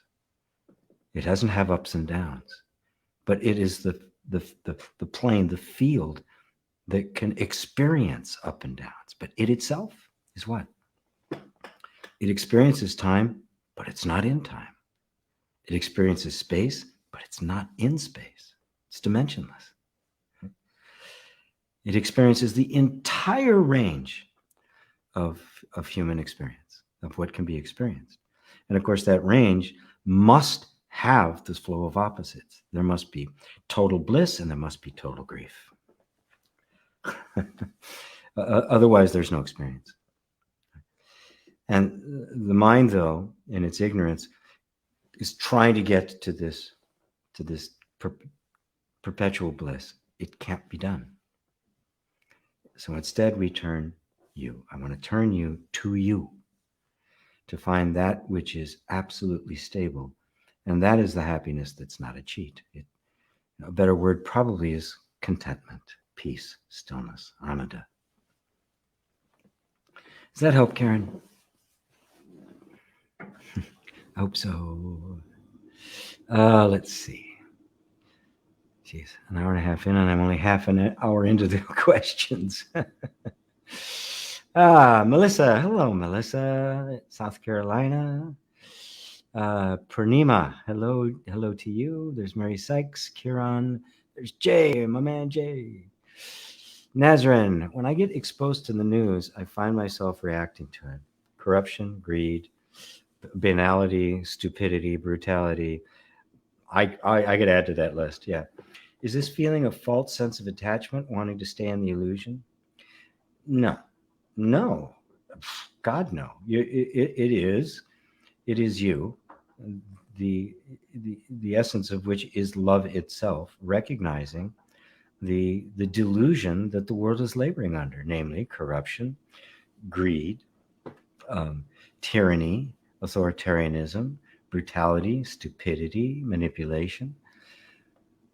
Those can only be recognized from a point outside of them. Now, it's uncomfortable to get in that point. I mean, right? It's really much nicer if I can take a position, right? I'm anti-vax, and it's nobody should be able to take in. You're stupid if you do. I'm pro-vax, and you're anti-everything if you don't. You know, you're killing people, right? I'm a vegan, and I let everybody know it, right? Or I'm a committed meat eater. If you take that position, your world, you have the illusion of a sense of safety, right? Because now you belong to a group, right? And you have this position. You make enemies, of course. You create conflict because I'm right, you're wrong, right? Which again just makes the ego feel as if it is secure in its position. And of course, then it wants to gather others around it, right? to say, see, this is the truth, because the more there is, the more substantiate. When it's alone, it feels very confused, right? You can't cling to it. So you have, as many people have, arrived at this place of realizing, my God, it's fraudulent from beginning to end. Pretty much every government on the planet right now is corrupt. Not all of them, thank God. There's a handful here and there, but the vast majority are totally corrupt. They've just completely sold out to money and greed. So it's not a false sense of attachment. It's not a fear. It's not a trying to get it away. But when we come to look, this is the nature of awakening, right? We see the things we didn't see before. We say, oh my God, this is a mess. And when that begins to happen, it's like, well, what the hell do I do? We don't feel very empowered, right? We were in it for a while. Now we're out of it. But stay with it. Just stay with it. These insights are true. You know they're true. When you spot the corruption of the greed, it's not an opinion, right? Something inside is verifying, yes, that's exactly what it is. You're seeing the nature of the egoic mind that is just exploded into what is depicted in the book of Revelation as the great red dragon in the sky, devouring everything. And this is, the four horsemen of the apocalypse, one of which was greed, death, war. It's just, it was seen that these were characteristics of the egoic mind. It was seen thousands of years ago. And it was also seen that eventually they would become more and more and more predominant, take over more and more and more as the realization of the truth of being was appearing. That this would force this to the surface, as well it does. You've had that experience. As you awaken to something, all of a sudden you see, oh my God, I was doing that? What was I thinking? I'm so sorry. I hurt them. I hurt me, right? It's not the happy part of awakening, but it's the essential part of the awakening, right? You see the muck, right? Now the job is to work with it, to reconcile with it, to dispose of that which is completely fraudulent, and to redeem that which is actually the truth made manifest. And this is the parting of the waves. This is the separating of the wheat from the chaff that we all have to do. So I don't bother listening to the news at all. We live in such a media saturated environment. I'm never out of touch, right? Whatever I need to know comes to me in the way that I need to know it, but I don't pay any attention to it because I know it's all corrupt. There is no trustworthy news as far as I can tell. A handful here and there. Some of the stuff in, the New York Times, there's some in the New York Post, some like the Christian Science Monitor. There's a couple around where you can get some, right? The BBC is better at it than any of the media in the US. So for the most part, I don't listen to any of the mass media in the US whatsoever. I don't read newspapers. What I need to know comes to me. If there's something I really need to know, I'll look and I'll find all sorts of different sources to make sure that I'm not, just confirmation bias. But that's on a practical level. You do not need that to be well informed. Matter of fact, the more you rely on that, the less informed you will be, especially if it's Fox News, which is nothing but lies from beginning to end. There's no truth there whatsoever, right? At least on some of the others, they just take a little and twist it so it doesn't resemble truth anymore. But they just don't out and, well, sometimes they do. Yeah, sometimes they even just out and out lie and make up stories, like Brian Williams being on a helicopter and stuff like that. So, and notice, I don't watch any of that, and it still finds its way to me. I've just found that what I need to know comes to me. And it comes to me in the right way. And when it does, it comes in such a way that I can be clear about it. I can trust it. So fortunately or unfortunately, part of an important part of awakening is to see the evil and the greed and the corruption and all of that for what it is. It's not a pleasant thing to have to see, and especially when you see exactly how rampant it is, how ubiquitous it is, and how it's infecting absolutely everything. But what's infecting absolutely everything is the value system based on the egoic mind. It is not a person, it is not a place, it is not a group, it is not an organization. It is a seed of thought that has taken root and is now grown into this nasty poisonous tree. And its tentacles are everywhere, but at its root is a single thought, right? A single belief: I am a separate self. That's what it's at the essence of it. You are seeing past that separate self, which, while it may feel powerless at first, is the only answer. So, as Christ put it, he said, "Be of good cheer. I have overcome the world." It's a guy who didn't travel that far his entire life, because the world is here. It's not out there, which means the entire world can be transcended, as Christ said. Thank you for that, Nazarene. I'm sure everybody anybody who's woken up in the slightest is feeling this. And more people are. Many are reacting still, right? They're trying to find another position. Maybe a better position, but it's still just a position, and that's why it's weak, right? But we will by destiny run out of moves until the only position left is the one I'm pointing you to, because it's the only one that will actually solve it. It's the only one that will open the door. I know people say, "What are you thinking?" I've looked, I've seen. Everything else has the seeds of self-deception in it. Yeah. That dragon, the snake, which is now the bloated dragon in the heaven, is in all of them. Right. David and Elaine, hello again. Thank you, GP, for your answers. So helpful in the clarity and refinement of questions that arise. Thank you. Thank you so much. Throat dry. Body is saying, throat dry. Drink. Okay. I will.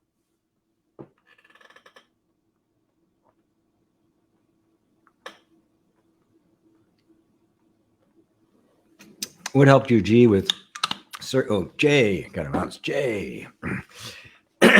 What happened with what helped you, G, with certain conditioning? Did you cut through the thoughts and feelings, knowing what's true? Basically, what else can you do?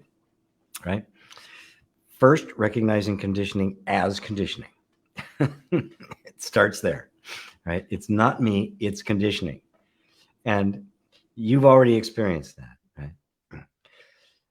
But the momentum is such that it just keeps coming back, right? Then we'll get frustrated. Why does it not stop? It's like, right? But the thought that's saying, why doesn't it not stop, is actually perpetuating. You oh, that's part of the conditioning too. It's all the conditioning. The real me, was not conditioned. GP was not conditioned. GP is the name of the conditioning, right? Do you see that? J was never conditioned. Right? J is the name given to the conditioning. You are not J. You were not conditioned. So there wasn't a thing that got conditioned. It was a name given to the conditioning. You, the conscious, full, innocent center, identified with that name, took on the form, and thus owned the conditioning as if it was yourself. And that's the separation that we're cutting through. And that insight's the only thing that can do it, and that's all you need. But vigilance, persistence, hanging out with people who know how to do it, and with others who are doing it at whatever level they happen to be doing it, being part of the Sangha, and bringing up these questions in satsang, that's how you do it. But the bottom line is you see it for yourself. Everything that comes up, every thought, every feeling, every sensation is that. We don't identify with any thought, any emotion, or any sensation. And you'll feel that strong impulse to do so. Right? And that's the practice. For lack of a better word, that is the practice. Right? And that's what helped me. That understanding, I am not my conditioning. I am not my body. Right? I got very early on, I wasn't the body, but then I thought I had to get rid of it. I didn't understand what it was. And now you see what it is. The body is nothing but conditioning. That's all it is. There's nobody there. It's not against you. It's not fighting. It doesn't really even have a life. It's not even trying to perpetuate itself. It is the self. I won't go all that way quite yet. You are not your conditioning. Abide as that which is aware of conditioning, but is itself not conditioned. And just allow the I to return back to its source. And that'll do it. That's all it takes. That's all it takes. As if that was easy. Thank you. Says 8Kaz8. Thank you for all your enlightening words of wisdom. Apologies if this question is a little crass. But how does one deal with intense destructive desires, such as the desire to have an extramarital affair? Consciously, it is known that it is very destructive, but the energy behind it is so powerfully strong. Thank you for your time and energy into these satsangs and answering all of our questions. And thank you for that question. Thank you very much. It's very courageous of you to bring it up, because the fact of the matter is, unless it is an extremely spiritually mature marriage, it is going to happen. They don't call it the 7-year itch for nothing, right? There's all sorts of reasons for it. So the first thing is to recognize, yes, it is destructive, right? And you know it's destructive.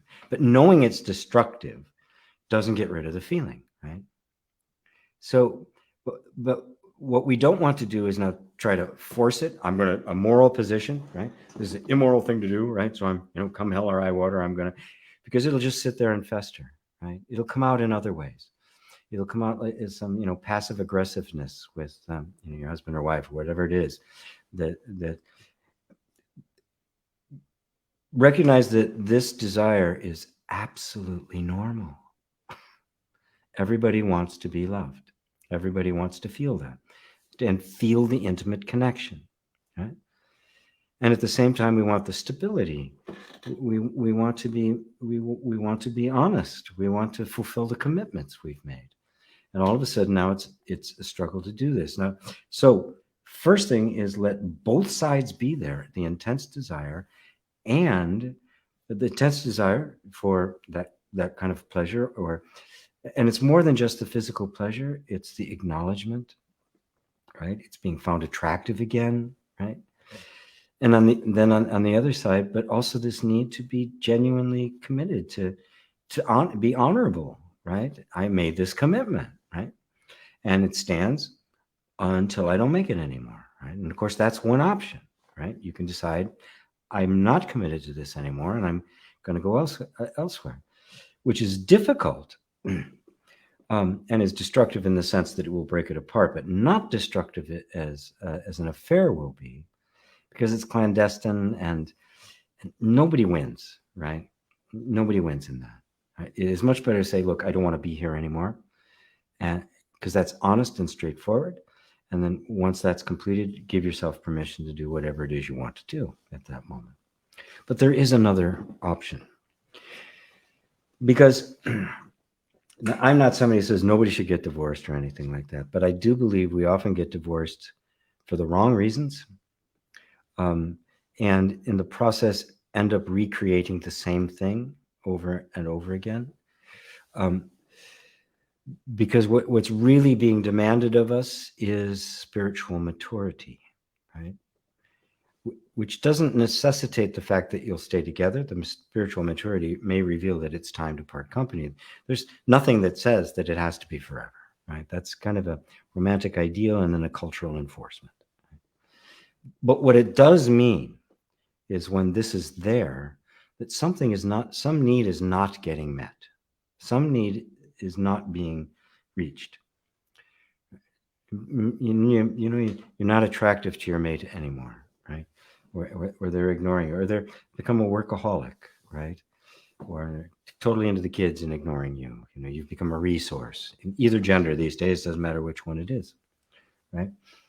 So there's all sorts of things that make the initial connection that drew you together so powerfully dwindle to the point where there's no energy coming in, right? I mean, the whole relationship is sustained by that energy, by that interaction, by that connection, right? And as we go through life and we face difficult circumstances, especially as kids come, right, that connection can be strained. That's why, every couples counselor will have date nights and all these kinds of things to maintain the connection, which we live in a culture that does not support it. We live in a culture that is oriented towards money and that alone above all else. And so, when the work says you must stay until midnight, you don't say, sorry, it's date night with my wife, right? Or my husband. And I can't do it. And yes, you will. And that's the kind of pressure we're under right now. And then taking that one step further, there's a need for us to recognize that life is a flow, that you are not the same now as you were when Satsang started, right? You are not the same person that you were when you first got together, and neither are they. And what happens is this is who they are. We get this image of them, and it's great because the changes in our character and our interest in that stuff don't happen immediately. It's not like a dream where it goes from one scene to the next. They happen gradually over time. But we get this image of the other, and we really love that image, right? And that image persists. So the image in our mind we have of them, right, gets more and more out of sync with them. They're not to the point where you're not even seeing them anymore. And people feel that way. It's like, you don't even know me, right? And there's nothing worse than feeling like I'm living with a stranger, right? And that's simply because the image in our head has not kept pace. If we realize that the image in our head is just an image, and that the mind likes to hold on to things and make things fixed, it prefers the photograph over reality, then we can begin to let go of the photograph and be present every day with this person who's a constantly changing kaleidoscope of life itself. That nobody is a thing. Everybody is a flow. There's no such thing as a fixed person. They don't exist. And the things that were interesting at one time are not interesting at another time. And if there's a spiritual maturity there, you have the possibility of recognizing, you know what, we're never going to connect again. I love you. And, and off you go. And it's, conscious decoupling, right? It can be done with the least amount of pain or destructiveness to you or the children, anybody else involved. Or it holds the possibility of falling in love over and over and over again. Marvelous. But that requires a level of maturity a level of willingness to let go of what you thought they were or thought they should be, and meet them where they are now, and deciding whether or not you still like each other. So that's a long way along, but you can see that what feels like just a little moral decision I have to make. God, I feel like, I feel like cheating, and I know it's wrong, right? To seeing that it's a huge dynamic, right? That arises. The only thing arises because there's no freedom to have your own feelings, right? and that's really where it comes to. First, own it. Okay, I have this feeling. What do I do with it? I'm not going to throw it away, right? I'm not going to just ignore it. I'm not going to act on it, right? That's a very powerful place to be. And I say the same thing about every feeling that comes up, right? If you want to break a trigger and get to a higher ground, you have to let the trigger fire, feel it in all of its intensity, feel how that trigger wants to force you in a direction of a particular behavior, but you don't go in that behavior. You sit in this very uncomfortable place of not suppressing and not expressing, right? This is the only place where that gap can open up, and you can get a freedom to operate on a completely different level. At this point, if the trigger cannot get that action to happen, it starts losing its energy. Until that point, that button doesn't exist. Pushing that button has no result. It has no response. And this, in a very real way, this is where you're sitting, right? I have this impulse, perfectly natural impulse, right? And I can't act on it, right? I can't act on it comfortably, right? And there's some people who do. They have no moral, they're basically kind of sociopaths, right? If it's okay for me, then it's okay. I don't really care, right? There's a hardness of the heart that has to take place. But when you can feel it, you can know the destructive, you can know the impact that would have. And so you have to sit in the middle of that, right? And then taking what I have to say, because it's a symptom of the energy of the relationship itself and where the two of you have come to, right? And if that's understood, you can begin to work with it. You can open the door to it, right? And there's no guarantee that your partner will be mature enough to be able to join you in this inquiry. They may even be feeling the same thing, right? But to open that door to say, I want to feel closer, right? You want this need to be met. Wouldn't it be great if the current relationship you have could meet it, right? Wouldn't that be great? The least bit of turmoil or upheaval for everybody. And the need is met, and it doesn't have to look outside anymore. And now a whole different level of love and relationship happens, which is, precious not only to you, but everybody around it, because everybody's going through the same thing. So it takes some courage to be present with that. It's like, I want to feel closer. There are ways you can enter into that conversation and explore whether or not it's possible, right? And there are lots of very good programs that can help with that as well. I don't have any myself that focuses on that, other than talking about it like this. I have talked about it, but there's some that can actually guide you through very processes. Another thing that can help in that aspect of it is tantra chaining, because a lot of it has to do with the bedroom and how open we are to our own needs and desires, how we can get out of being so goal-oriented and really get into simply really being present with somebody, giving them the space to actually, for them to honestly ask for things. There's all sorts of different, very intimate techniques for helping de-armoring, helping overcome, childhood inhibitions and sexual repression we've all gotten as children, to really open that up. So that's a whole other avenue. You have to be careful, because there's a lot of really whacked out tantra people. It's all about sex and positions, because it's an ancient tradition about making everything sacred, right? Finding the sacred in every moment. So I've said a lot about that. I hope this has touched on all the different aspects of it, because I don't want you to see this as just being something you're just going to fight with the rest of your life until you finally settle. I want you to take advantage of this moment, which is deeply human, and everybody experiences it. And I'd like to just hopefully help you find a way to resolve it in a way that is really life affirming and honors and celebrates our humanness. Thank you, Eat Kazate. Daryl, hey Daryl, GP, I just want you to know just how much you're appreciated. Don't ever think that you're not. Oh, come on, no, I'm not. Notice, I just deflected a compliment, didn't I? It's still alive in me. Right? I couldn't receiving it. You know, for me, my tool for deflection was always humor. Right? Thank you. I feel the appreciation. I do. Thank you, Daryl. But do notice these things pop up, right? And I can see it and I can admit it to you, right? So we can look at it together, because that's what happens, right? This is where consciousness, it's the only way, it's the only tool. It's the only tool, because you can't stop it, right? That may be going on my whole life. I have no idea. I mean, it's 69 years so far, right?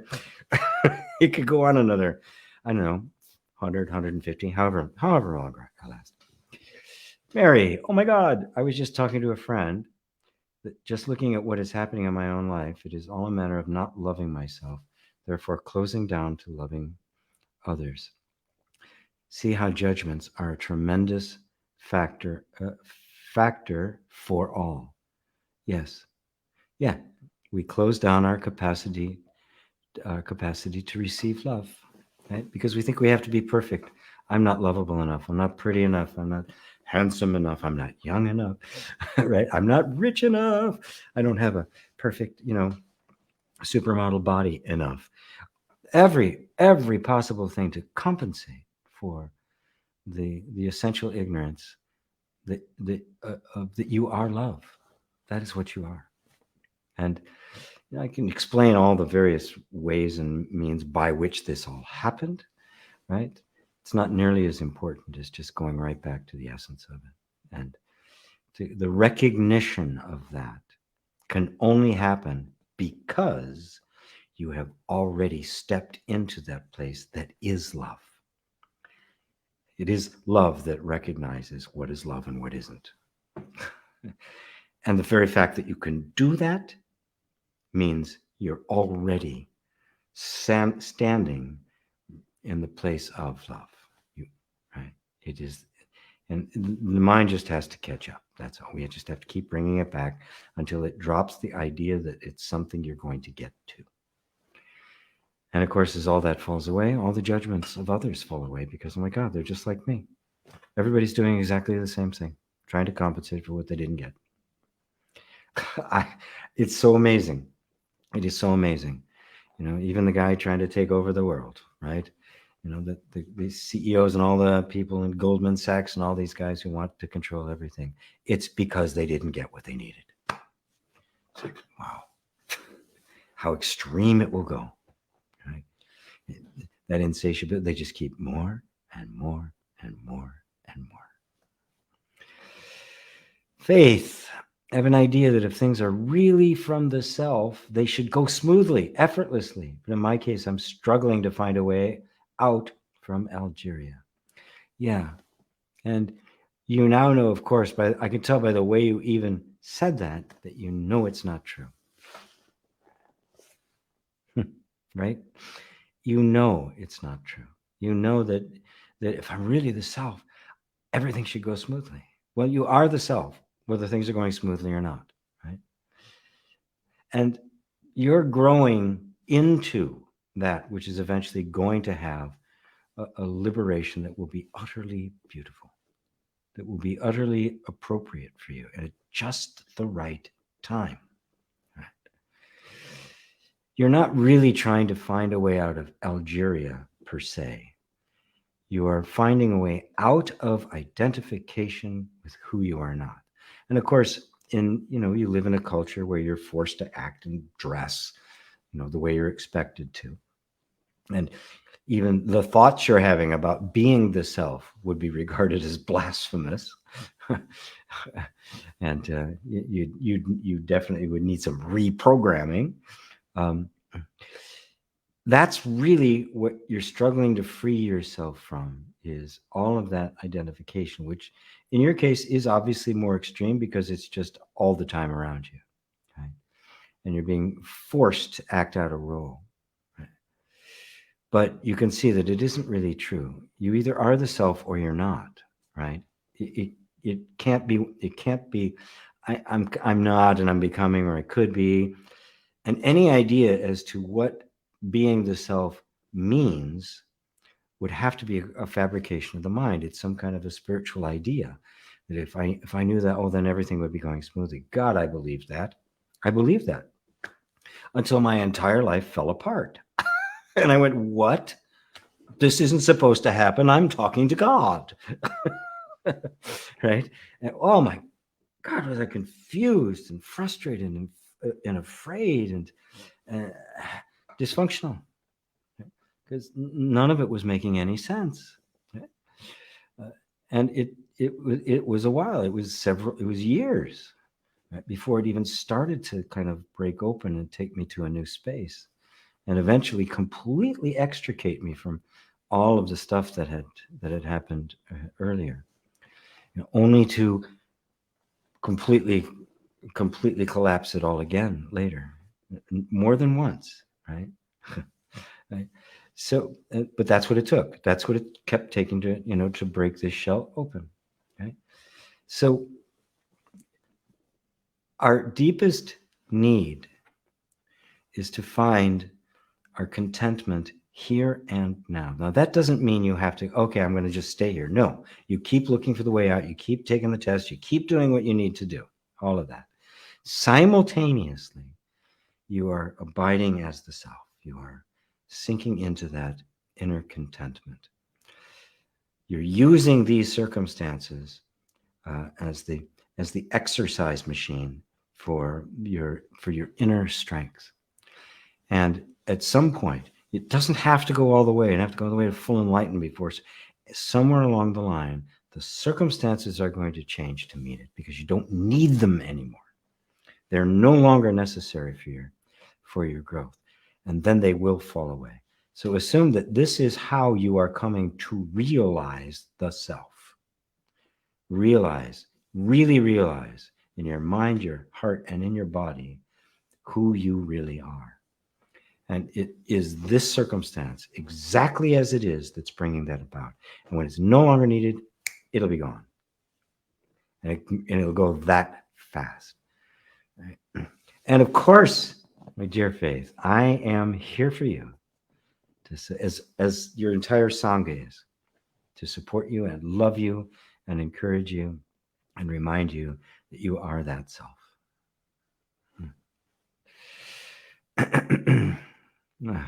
Love you so much.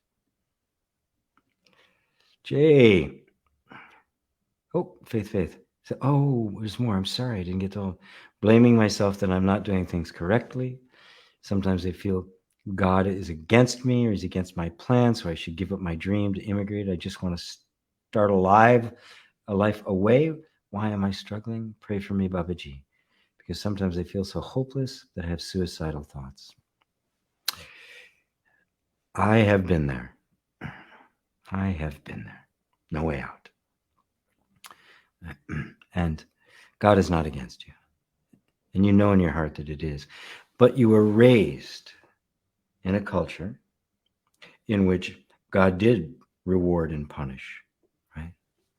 God is never punitive, only corrective. Just adjust here. Oh, a little this way, my love. No, a little this way. Ah, perfect. Stay on there. Okay, a little this way. My love. That is God. God is love. And so your very nature is God itself, love itself. God is not against you. God is not at war with its own beloved. He's not against your plan. She is not against your plan. I know, that's Abrahamic religions, that's blasphemy. It's a he, right? But I like she better. She's not against your plan. She's bringing you into the plan. Where do you think the plan came from? Where do you think that desire for freedom came from? You didn't make it up. It was a seed installed in you by the God of freedom. And that's my prayer.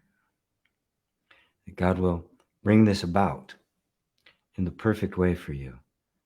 And it will happen. It is not a prayer that ever goes unanswered, because the prayer is coming from the very essence of you. And the whole plan is to bring you back to yourself, back to your unity with that God, the truth of being, the truth of you. And that habit of blaming yourself why it isn't working, just set it aside. Recognize it for what it is, a habit pattern of the mind.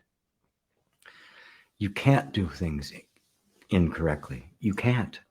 It's not possible.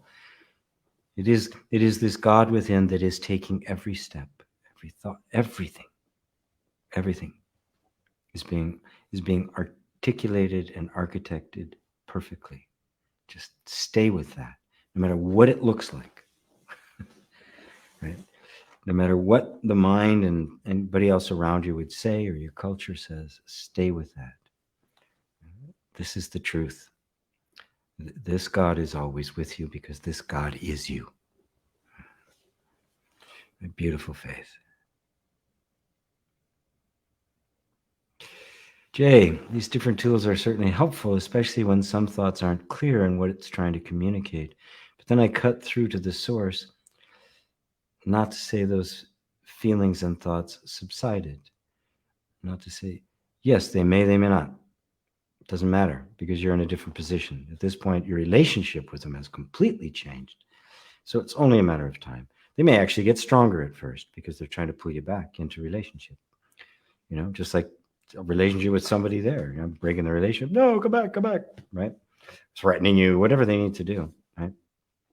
It's the same internally. Our external is simply the internal made manifest. That's all it is. And it doesn't have to be clear in what's communicating. That's the essence of inner reconciliation. No clarity required. You don't have to be clear. It's clear. You don't have to be, right? You don't have to know anything. You stay present and safe. That's it. That's all you have to do. It's so simple. So simple. Oh, I'm running out of time. Oh, not bad. Okay. Namaste, GP. So much love and appreciation. Thank you for these beautiful Sunday light dreams. You're welcome. Bob says, in regards to self-love, highly recommend everyone to watch GP and radios and Lisa's radio show on self-love. Thank you. Thank you. Hello, Kimberly. Are you still doing Tuesday online chat? Yes. The radio show every Tuesday. It's here on my channel. It's Tuesday at noon Eastern. And then it's broadcast in my private group into the Enlightened Network and the Enlightened Network French thing as well. So yes, that's still very much alive. It's also now on Spreaker. It's on iTunes because I converted it into a podcast as well, so you can listen to it. Your favorite podcast source, it'll be there as well.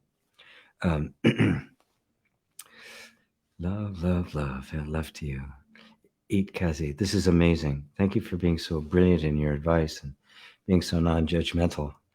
To sit in the middle and not suppress or express the triggering energy making you feel like cheating. Yes, it's so uncomfortable to feel it and not act on it in the pursuit of pleasure, but what an amazing opportunity to deepen spirituality and find that gap. Thank you so very much again, GP. Yes, it is. Yes, it is. Yeah. And it's the only place you're going to. This is where the spiritual rubber meets the road. It is. Otherwise, it becomes precepts, it becomes ideas, it becomes platitudes.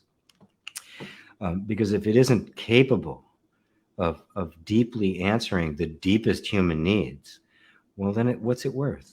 Nothing, right? It's just a nice philosophy to keep our minds occupied while we suffer. So you're so welcome. Kimberly, perfect timing. I learned so much from you. Oh, thank you. Robin, hello from Mississippi. Mary Sykes, beautiful answer to Nazarene. Oh, you're welcome. Love being with you, Facebook user. My mysterious, unnamed Facebook user. Thank you. You're so welcome, Kimberly. Thanks, my Sheik. It was such a relief. Felt things, energy moving, some knot being untied. Yay, yay. And suffering. And the suffering, life will take care of life. I swear to God. It will. No other teacher can touch the profound depths of my heart. Well, then, at least for now, I'm the teacher for you. Yeah. So you don't need any of us anymore. Thanks and appreciation from Dave and Elaine. Thank you. Sophie. Hello, Sophie. Thanks. All righty. Well, we're not going to do a marathon today. And I will bring it to a close now. I do love you all so much. I am going to put the banner up here if you guys want to learn more about Foundation for Facilitating, about inner reconciliation and how it works, and also want to help me keep the lights on, because that's how I do this, my courses, and through the donations and the Patreon account. Robin says, first time, see, I need you. Enjoy what you are sharing. First time you've been here. Wonderful, Robin. Wonderful. Thank you for a pure love. Thank you. It is pure. It is pure love. It's not a personal possession. Love is pure. Your love is pure. Everybody's love is pure. What is love? Is pure love.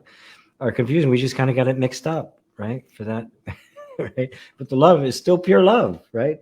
It hasn't gotten corrupted. It hasn't got soiled, right? Nothing leaves a trace on it. You are pure love.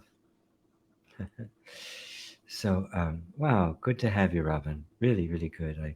I love seeing new people come to this kind of really wholehearted teaching that is non-dual.